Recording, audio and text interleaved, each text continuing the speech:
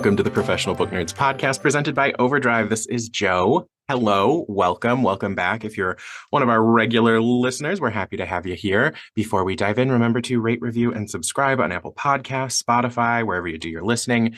It really means a lot when we can hear from you. So anything you can do would help us out. Those reviews help us reach more folks. You can also email us, professionalbooknerds@overdrive.com, with questions, comments, or suggestions for future episodes. And then we post on social just about daily.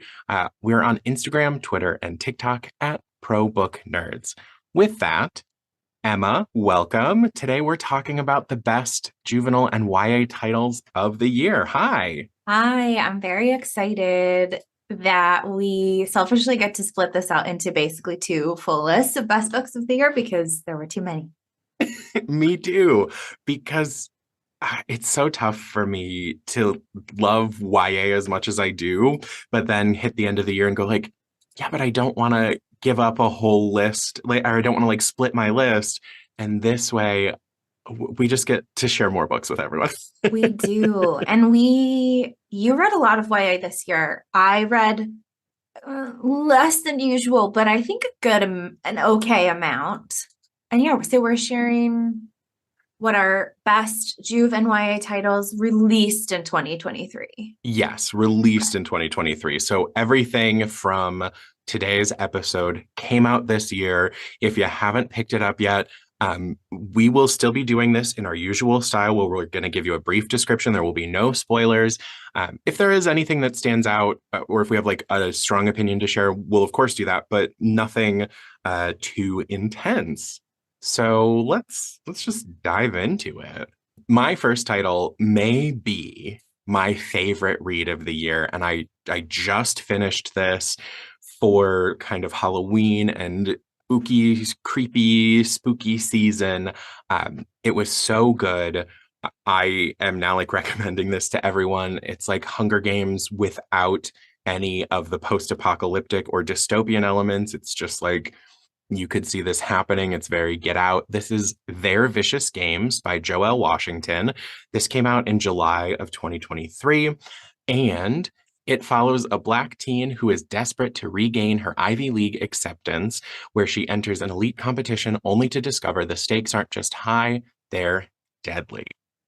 You work twice as hard to get half as much.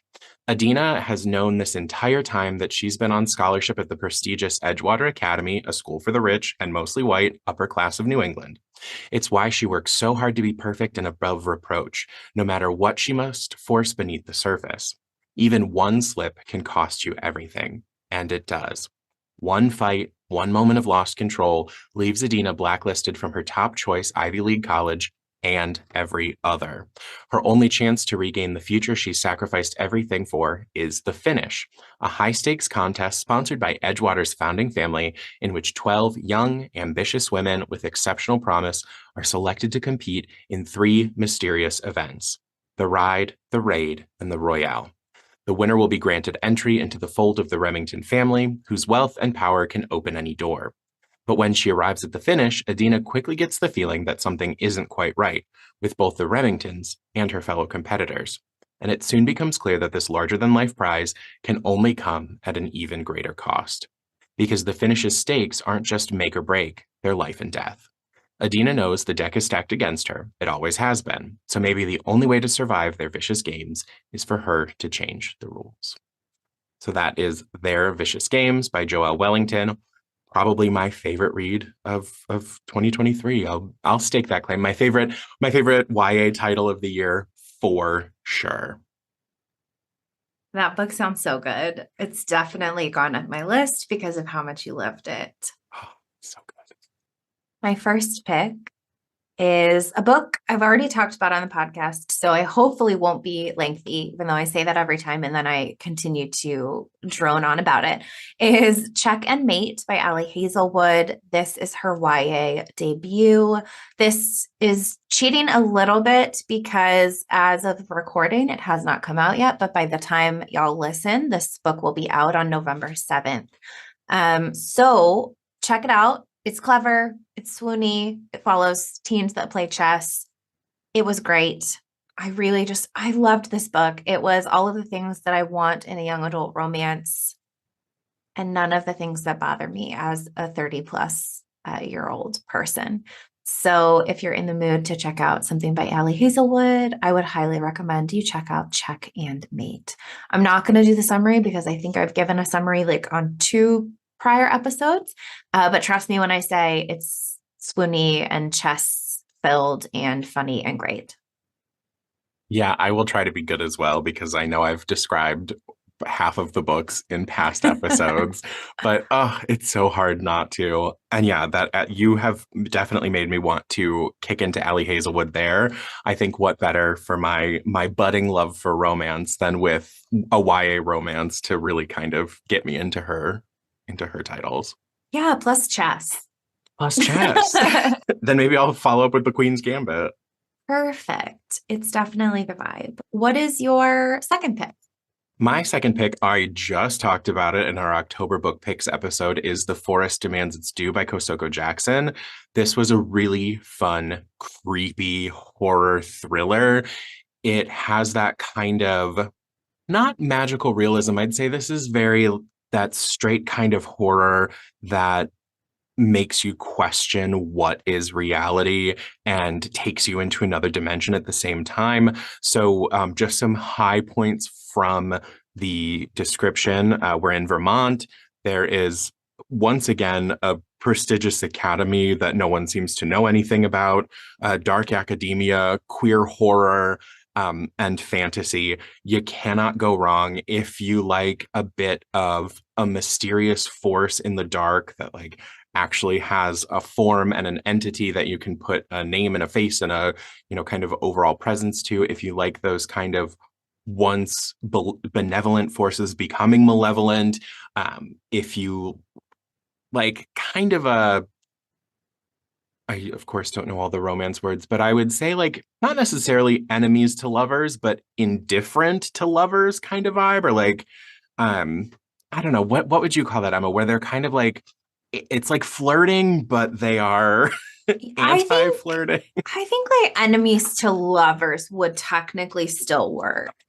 So it's got a little bit of everything. It was a really fun story. So that is The Forest Demands Its Due by Kosoko Jackson, and that one just came out in October on the 12th.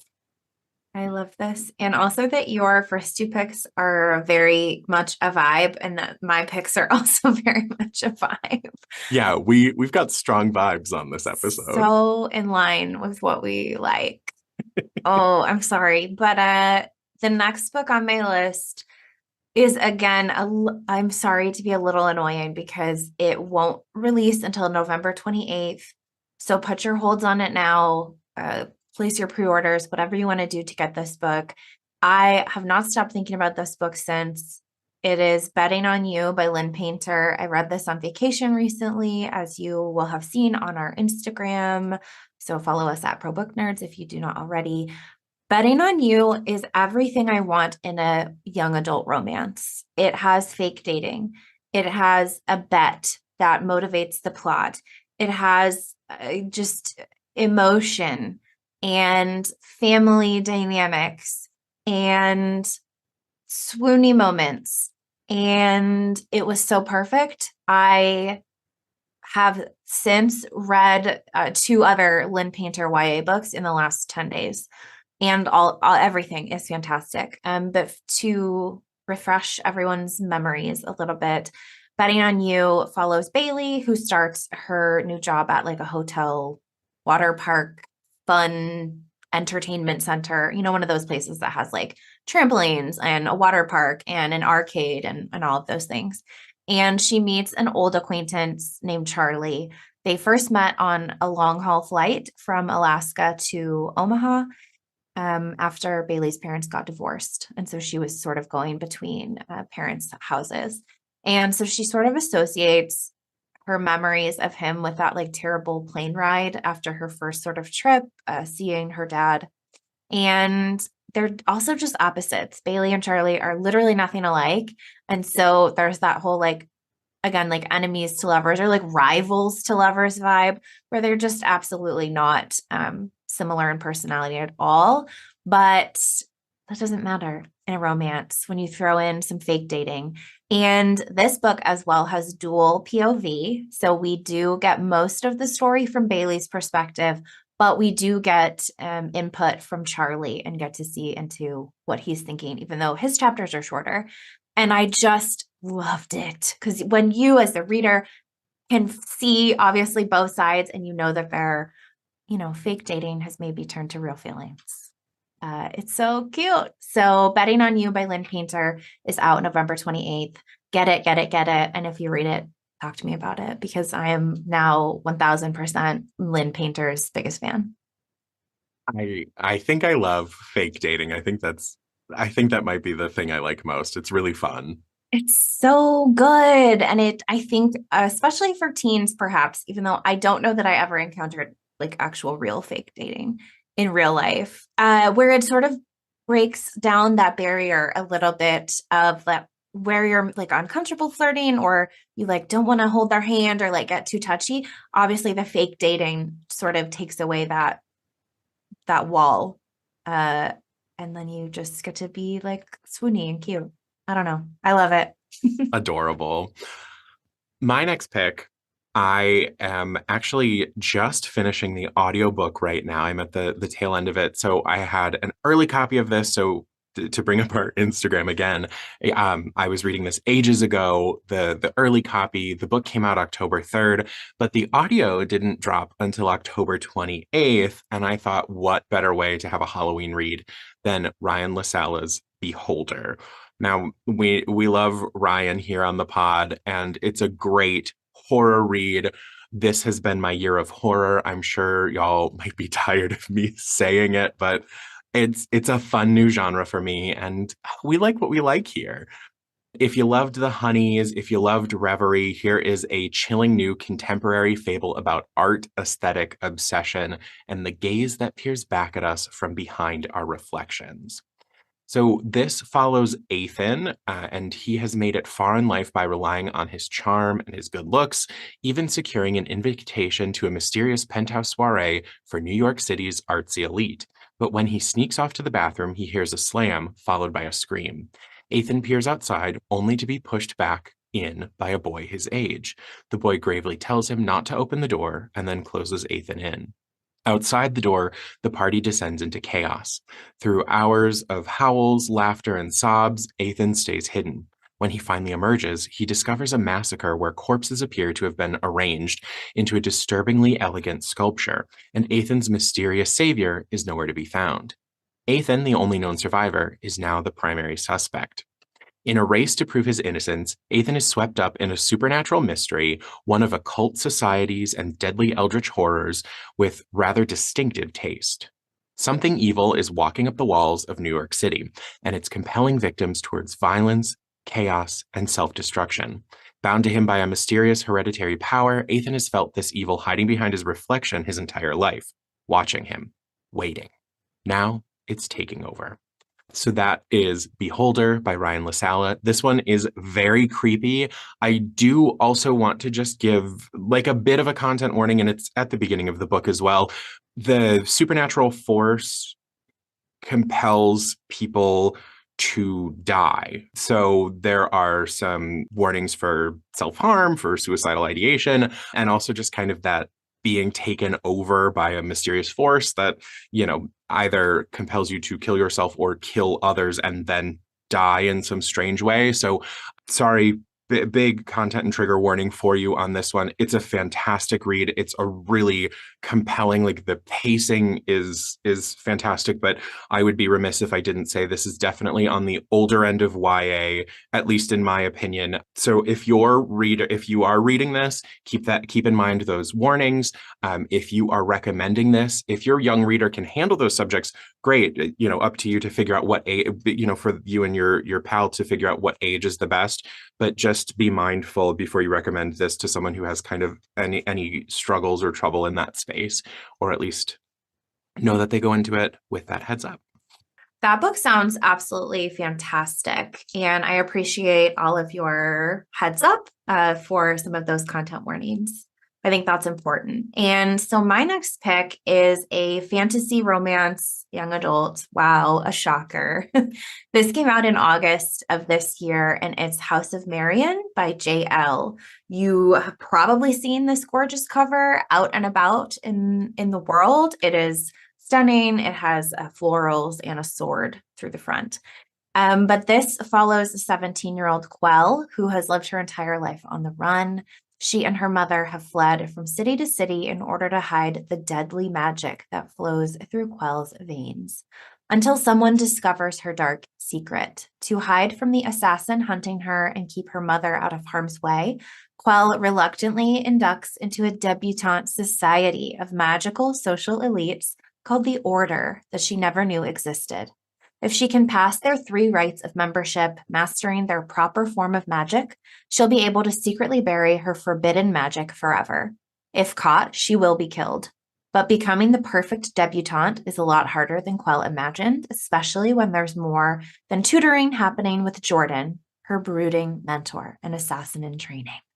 When Quell uncovers the deadly links the Order will go to defend its wealth and power, she's forced to choose. Embrace the dark magic she's been running from her entire life, or risk losing everything and everyone she's grown to love.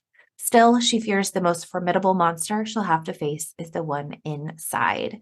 So we have ball gowns, we have betrayal, there's magic, there's mystery, there's morally gray characters, there's romance, it's dark academia. Yes, to everything about this. So House of Marion by Joelle, one of my top picks in the YA space this year. I love it. I love that you and I are using, like, we are on trend. These are the books that we would pick. Yeah. But also, like, that's a great romantasy foil for their vicious games. Like, Yeah. if you know, like, if you like one, you'll like the other kind of pairing. But yeah, I love that we are we are on it. We are bringing our true list here. Yeah, it's right. It's we like what we like. But also I think what we like is what a lot of other people like as well. And so hopefully if you have not checked out some of these picks, you will. Hopefully we can persuade you to try what we like. Yeah. My next book is also one that I think is a lot of fun. This is The Brothers Hawthorne by Jennifer Lynn Barnes. So this came out in August of this year, and this returns readers to the world of her Inheritance Games series. So that series, that trilogy is technically done, but now we've got a bunch of other books in this same sort of universe, which I love. And this time, this book is from the perspective of the 2 main brothers, if you want to call them that, Grayson and Jameson. So each brother has their own sort of mystery to solve in these books.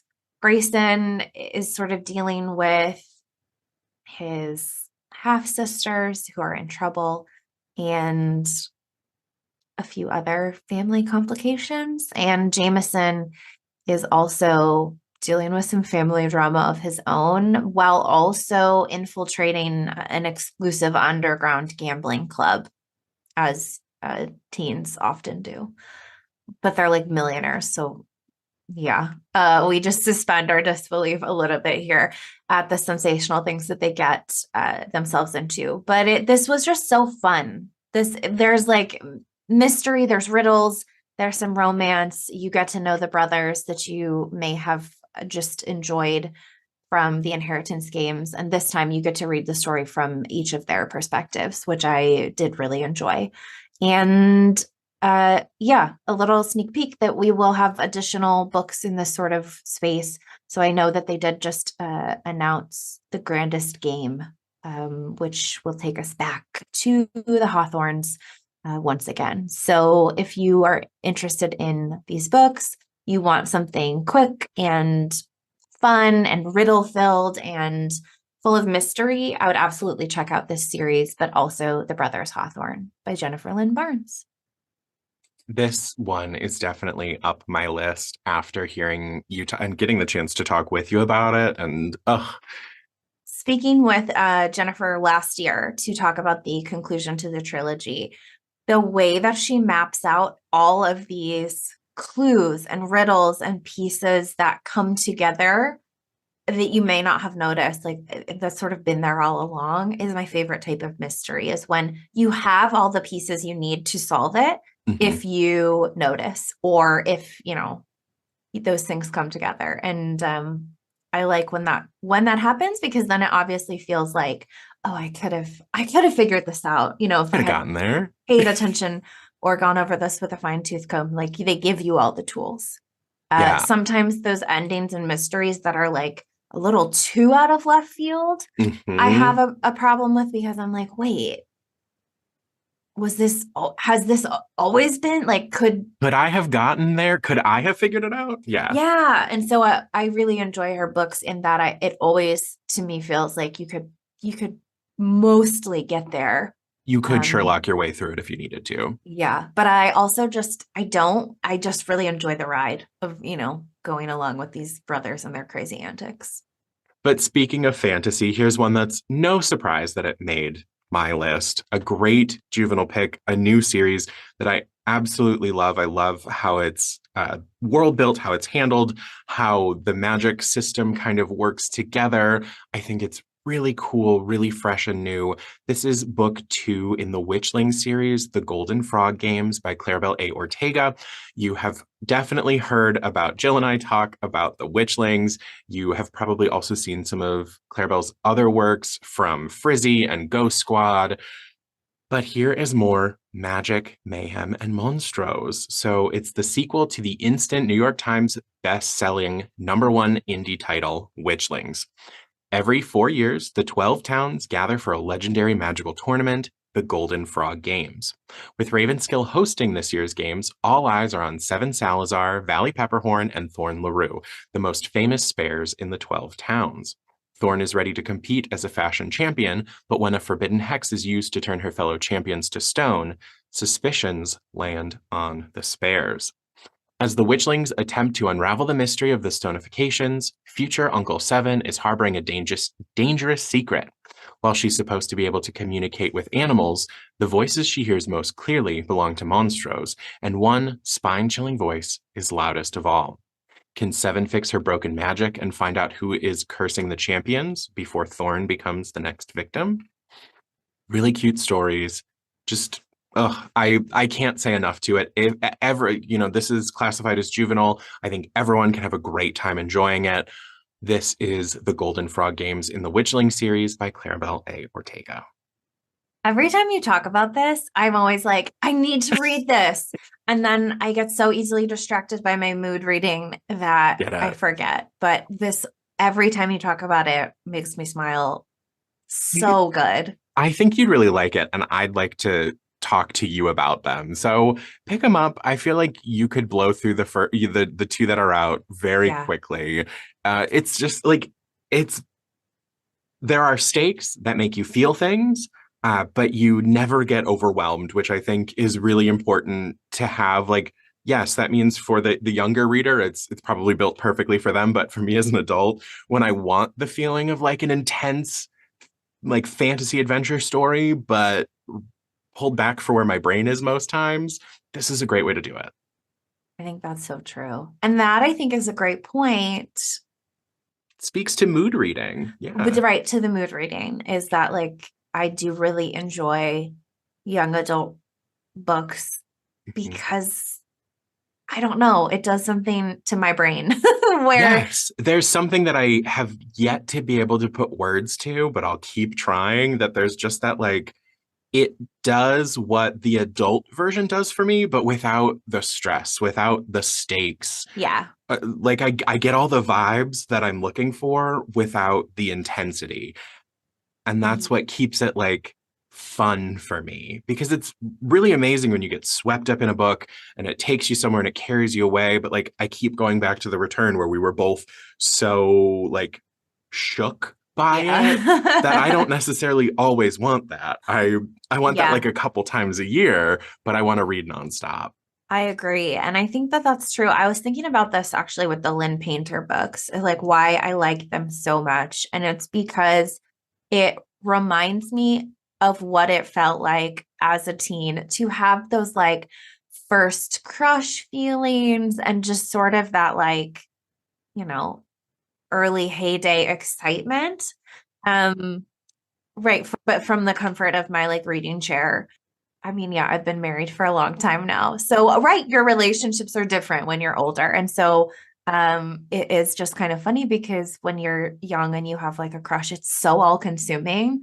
I don't know that I would have that same sort of reaction now as a, 30-year Nor old. nor would you probably want that feeling again. Right. But so like, right, in the setting, in the context of these books, it's sort of that like nice little bit of reminiscing, but obviously like I don't want to be a teen again. Right. Really good authenticity, Yeah, but we get to kind of peek in on what life used to feel like. exactly. So that brings me to my next pick. I am cheating a little bit because I'm the duology. Both of the books of the duology come out in 2023, so it counts. And also, thank you to Rebecca Ross for giving us 2 books in 1 year of the duology, because then people don't have to wait as long. But I am going to shout out Divine Rivals and Ruthless Vows.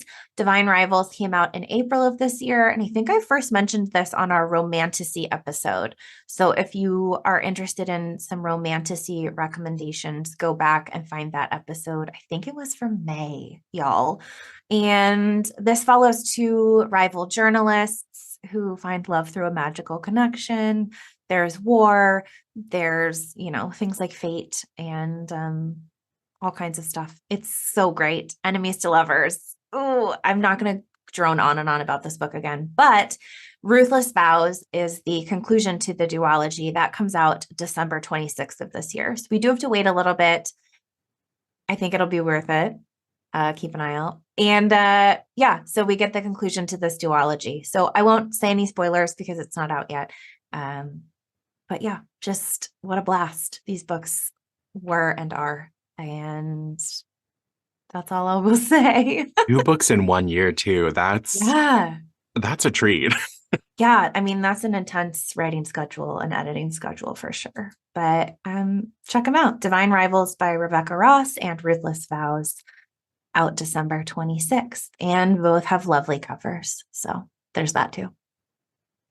Well, my next pick is also a series that I got into this year because the 3rd book was coming out. I was like, I read the first one ages ago and it just felt like I needed to get back into it.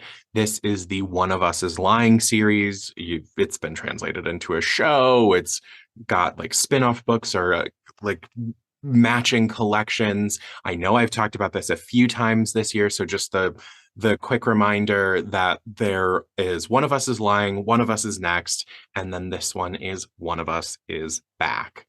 So we're returning this time with kind of the original Bayview 4, except there is no longer 4. There's, so many more of them at this point. And it's been 2 years since the events of the first book. This is your chance to get back and see all of the people that you liked from the first 2 books in a new kind of spin. I don't know what's happening today, y'all.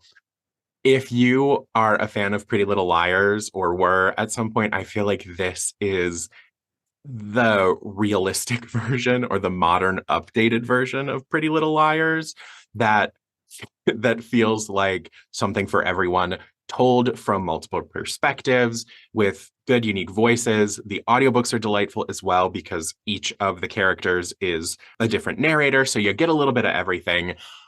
So keep that in mind. Pick up One of Us is Back or start the series off from the beginning by Karen M. McManus. Yes to all of this. I don't know what it is about a YA thriller, A YA thriller mystery every time. They always hit. They always hit. I am even like the YA thriller hits so good every time. And that's why they're always on my list. Like I'm a sucker for it. I agree. And that's a perfect segue to my next pick because for me, that YA fantasy, it's just There's something about a young adult fantasy book that is just always appealing. And so my next pick is A Study in Drowning by Ava Reed. This came out in September. So I did just talk about it in the September book picks episode a month or so ago. So we won't be too long-winded here, but it's atmospheric. It's a dark academia fantasy. There's a love interest, which is sort of rivals to lovers. It's gothic mystery. There's like a haunted estate. This has been on my list as a book to watch for a very long time. And now that it's out, I have not changed my mind because it's fantastic. So A Study in Drowning by Ava Reed, if you have not yet checked it out. It's been out for a little while, so you should be able to get it on Libby. And if you read it, let me know because it's just fantastic. I'm going to hit everyone with another series that kind of similar vibes, that fantasy, magical realism-esque, called An Extravaganza from Start to Finish by Chloe Gong. So this is the Blood Debt series by Terry J. Benton Walker. Book 1 is titled Blood Debts, came out April this year, and book 2, Blood Justice, will be out in April of 2024. It is a beautiful atmospheric series. It is all about powerful magical families with intergenerational curses and deadly drama in New Orleans. I know I have talked about this, so I won't give too much here, but 30 years ago, a young woman was murdered and a family was lynched, and New Orleans saw the greatest magical massacre in its history. In the days that followed, a throne was stolen from a queen. On the anniversary of these brutal events, Clement and Christina Trudeau, the 16-year-old twin heirs to the powerful magical dethroned family, are mourning their father and caring for their sick mother. Until, by chance, they discover their mother isn't sick. She's cursed. Cursed by someone on the very magic council their family used to rule. Someone who will come for them next. Christina, once a talented and dedicated practitioner of generational magic, has given up magic for good. An ancient spell is what killed their father, and she was the one who cast it. For Clement, magic is life. It's a distraction from his anger and pain, even better than the random guys he hooks up with. Christina and Clement used to be each other's most trusted confidants and friends, but now they barely speak. If they have any hope of discovering who is coming after their family, they'll have to find a way to trust each other and their family's magic, all while solving the decades-old murder that sparked the still rising tensions between the city's magical and non-magical communities. I mean, so many good words in there. Starting series. This is a debut title. So dive into Blood Debts by Terry J. Benton Walker. That sounds fantastic. Man, my TBR never gets any shorter. It's always just so long. Another book that I want to mention, I won't, again, spend too much time talking about because we have talked about it in prior episodes, is The Scarlet Veil by Shelby Mahurin. This came out in September of this year and then sort of took me on a little bit of a backtrack before I went into this book, reading the Serpent and Dove series. So, yeah, I mean, read it. Read that and read this. But the Serpent and Dove series follows witches and witch hunters. And this one is set in the same world. A sort of minor character in that series takes front and center stage here in The Scarlet Veil, where she falls in love with a vampire. So I'm like, I don't really feel like I need to say any more than that. There's vampires and magic and, evil rising, and they must vanquish it and, naturally fall in love all at the same time. So that is The Scarlet Veil by Shelby Mahurin. Oh, perfect. You don't need to say more than world of witches and witch hunters and a vampire and vampires are back if they ever left, which I don't think they did. I don't think they did, but they're definitely reinvigorated. Exactly. My next title is On Air with Zoe Washington. This is a return to the kind of Zoe Washington series. This is book 2. The first one, From the Desk of Zoe Washington, came out back in 2020. It's a really fun juvenile title, an instant New York Times bestseller. This one came out in February this year. So again, this is by Janae Marks. 2 years ago, Zoe Washington helped clear Marcus's name for a crime he didn't commit. Now her birth father has finally been released from prison and to an outpouring of community support, so everything should be perfect. When Marcus reveals his dream of opening his own restaurant, Zoe becomes determined to help him achieve it, with her as his pastry chef, of course. However, starting a new place is much more difficult than it looks, and Marcus is having a harder time re-entering society than anyone expected. Set on finding a solution, Zoe starts a podcast, we love a podcast and a book, to bring to light the exonerees' experiences and fundraise for their restaurant. After all, Zoe knows full well the power of using her voice, but with waning public interest in their story, will anyone still be listening? So, super fun podcast and a book, On Air with Zoe Washington by Janae Marks. And I'm annoyed that all of your books are on my TBR now. So Same. thanks. My next pick is a book that came out in July. This is All That's Left to Say by Emery Lord. This is a story about Hannah McLaren. So on prom night, as you would hope you wouldn't end up, sitting in your headmaster's office in your fancy dress soaked to the bone, in huge trouble after pulling the fire alarm right as the prom queen was about to be crowned. But obviously, Hannah had her reasons. 1 year ago, her cousin Sophie, who was also her best friend and the person she loved most in the world, died of an overdose. Drowning in grief, Hannah became obsessed with one question: who gave Sophie the pills? Who's refusing to give her family the closure they deserve? Then she concocted a plan: enroll at her cousin's fancy private school with a new look and a mouthful of lies and uncover the truth. But Hannah didn't expect all the lines to blur. She didn't expect Sophie's friends to be so complicated. She didn't expect to fall for her longtime enemy. Now she must choose to either let herself really mourn Sophie and move on, or see her search through to its explosive end, even if it means destroying herself. Yeah. I feel like if that doesn't have you hooked, we need to talk. But that's All That's Left to Say by Emery Lord. And I will say it with no apologies. The cover of this is also really stunning and engaging, enthralling. Oh, yeah. No, that's a fantastic cover. And that description has to get you. Like, there's no way I can pass that up. Yeah, and I think I do think that that's something, everyone experiences grief at some point in their life, and the ways in which that you cope with that is different. And so sometimes it feels cathartic to watch somebody else manage and figure out their grief when you're a little bit removed from that. I think can also be helpful. Definitely. And grief is a light bulb, and that over time it just starts to dim, but it never really goes away. So sometimes you also need those stories to help you process what you didn't even know you might still be feeling a little bit of, or when it pops up. Yeah, exactly. So Emery Lord's All That's Left to Say. So we're down to our last two titles, and I am, shocker, gonna give you a debut title, which seems to be my thing around these parts. It's a debut juvenile title that's a little bit of fantasy about, a tween medium navigating friends, family, and ghosts. I think this one's pretty far from my usual pick, right? Doesn't sound like me at all. Paloma Ferrer is psychic. In fact, everyone in her family line has the gift. Now that Paloma has come into her powers, she dreams of becoming a famous medium to celebrities, just like her beloved grandma.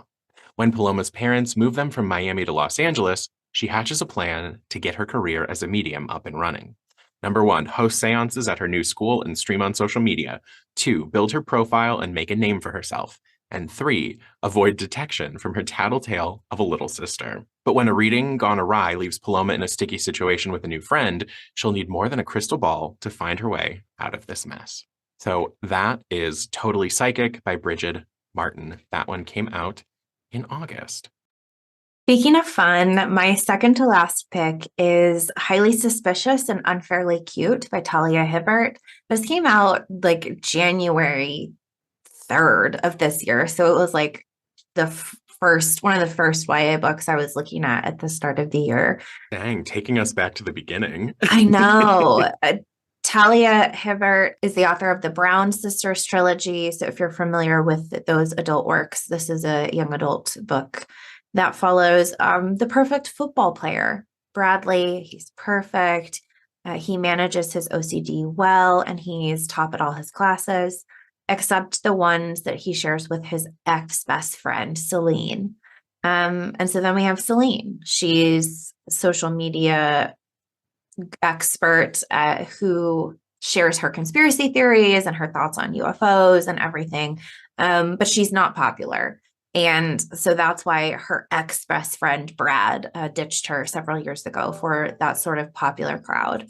And so obviously there's nothing between them anymore. They're just like sort of rivals, especially I love in a high school setting when you're like academic rivals, you're like shooting for that top GPA and all of those things. Like you want that number one spot. But they sign up for a survival course in the woods, as you do. And Celine finds Brad is also signed up for the course. So they're sort of forced to work together. And of course, getting back together after all this time has passed. Did they,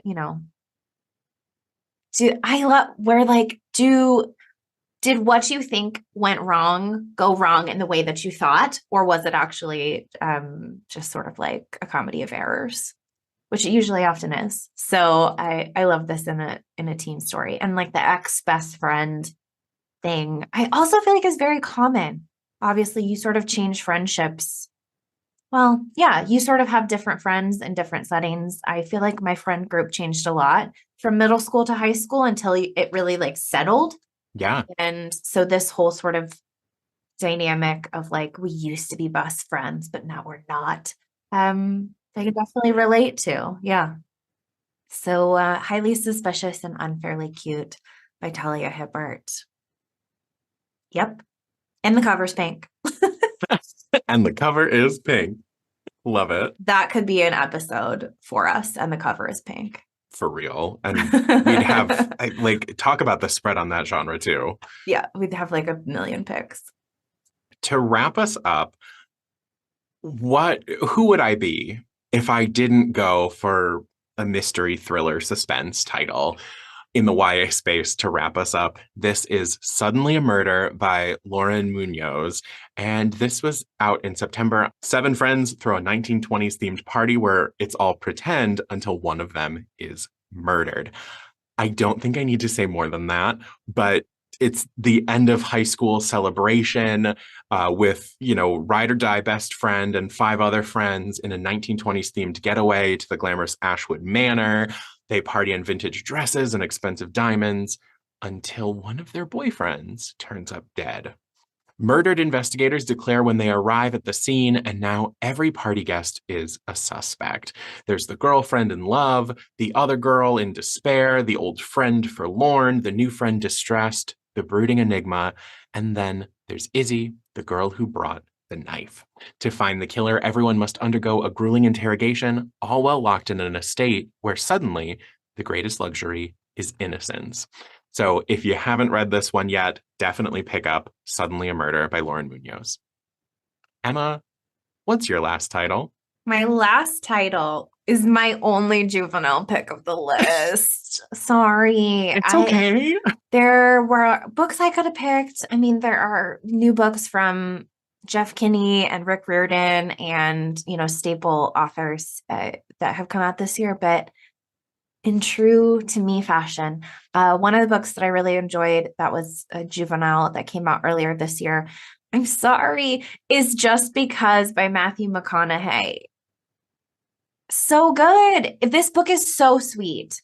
It's obviously very short, so readers can just enjoy like the sweet, heartfelt message in a few minutes.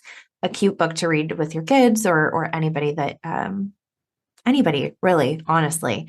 And Matthew McConaughey was at School Library Journal's Day of Dialogue recently, and he was one of the guests and just talked about he's so endearing. And yeah. So this book, Just Because, is just really sweet. It's sort of about just not letting, things get you down, really. So just because you're worried or just because you're nervous or just because you have hurt feelings or anything like that, you can still cope and handle it and celebrate and be happy. And it's just really sweet. And the illustrations are lovely. I believe the illustrations are by Renee Kurilla. I always am terrible at looking up the way to pronounce their name, so I apologize, but it's just very sweet. So if you're looking for a picture book and you want to see if Matthew McConaughey can write a picture book, check out Just Because. It's so, so, so cute. I love it. What a great one to end on. It's just, I think it's harder than people think to write a good picture book. As a parent who's now read about 1 billion different books to my son over the last couple of years, to have one that is enjoyable for your child and also for you as a parent reading it 7,000 times. And I think this fits the bill. Just Because by Matthew McConaughey. I love it. Well, Emma, thank you for sharing your best juvenile and YA reads of 2023. Listeners, hopefully you enjoyed these picks from us. Let us know what you check out. Comment on our social media. Instagram, Twitter, and TikTok are at ProBookNerds. And of course, we will see you in the next episode. Thank you all so much for listening and happy reading. Happy reading. Readers can sample and borrow the titles mentioned in today's episode on overdrive.com or in Libby. Our library friends can purchase these titles in Marketplace. Professional Book Nerds is proud to be an Evergreen Podcast signature program. To learn about other Evergreen podcasts, visit evergreenpodcasts.com. Our podcast is produced, recorded, and edited by Emma Dwyer and Joe Skelly and presented by Overdrive. To learn more, visit professionalbooknerds.com.